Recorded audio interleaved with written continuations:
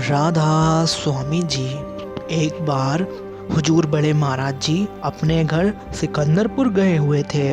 उस समय वेड़े में बैठे हुए थे कि एक मिरासी ट्यूब म्यूजिक बजाने वाला यंत्र पे गाना गाता हुआ उनके सामने से निकला।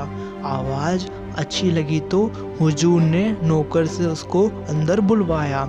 हुजूर ने कहा, भाई कोई सूफ़ी कलाम सुना सकते हो?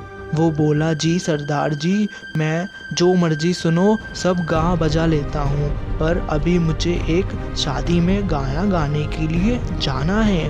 उन्होंने मुझे 10 रुपये देने हैं, मैं बाद में आकर सुना दूंगा। अब हुजूर मौज में आ गए हुए थे। बोले, अगर हम तुम्हें 20 रुपये दे तो?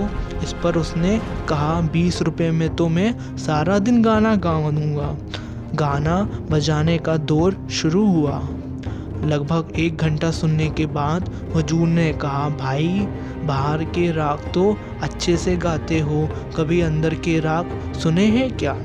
इस पर वो बोला, सरदार जी अंदर के कौन से राग हैं? मैंने कभी नहीं सुने। हुजूर की मौज चरम सीमा पर पहुंच चुकी थी। बोले, सुनेगा तू अंदर के राग? बोला, जी सुनूंगा, सुना सकते हो तो सुन लूंगा। हुजूर जी ने कहा, आंखें बंद करके बैठ जा, और उसके सिर पे हाथ रखा और लगभग 1 घंटे बाद उसको बाहर आने को कहा। आंखें खोलो, आंखें खोल। आंखें खोलने पे मिरासी अपनी ऊंची आवाज़ और अंदाज में बोला, ओए सरदार, मैं था तुझसे तू कोई सीधा सादा जमींदार जाट है, पर मैं ता व्याख्या तू ते पूरा रब है।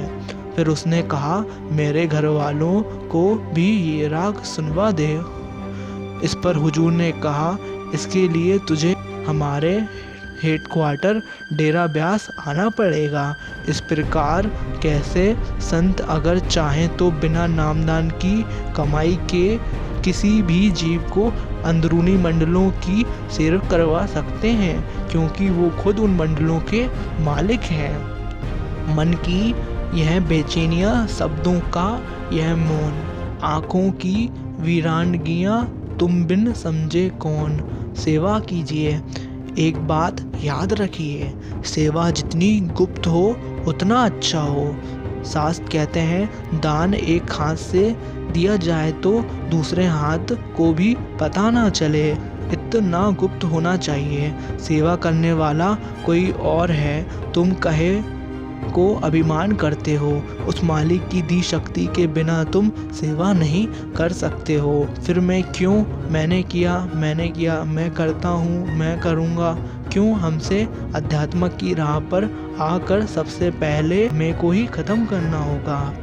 करता करवाता वो ही है। मेरी क्या औकात की मैं कुछ करूं? मेरी तो सांस भी सदगुरु की मर्जी से चलती है। राधा स्वामी जी।